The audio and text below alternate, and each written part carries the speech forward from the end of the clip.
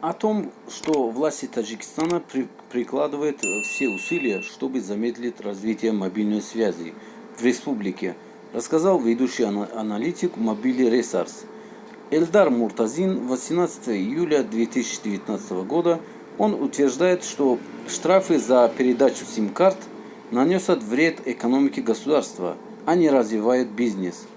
Согласно принятому в 2019 года законопроекту, гражданин, который передал или незаконно продал собственную сим-карту другому человеку, может быть оштрафован почти на $9000 или заключен в тюрьму на срок до 3 лет.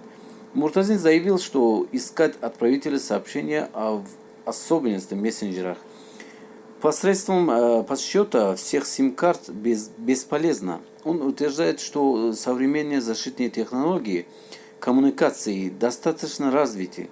Человека, который намерен остаться анонимным, найти лишь по одному сообщению нельзя.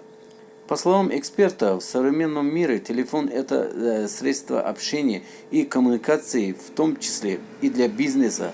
Однако власти республики возводят препятствия, которые мешают мобильным операторам совершенствовать свою работу, ухудшают экономические показатели для бизнеса в целом.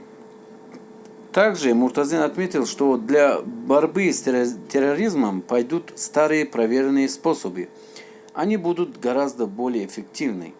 Эксперт подчеркнул, что те люди, которые намерены навредить, более подготовлены к этому и с легкостью обойдут препятствия, а вот законопослушным гражданам такого рода помехи доставляют массу неудобств.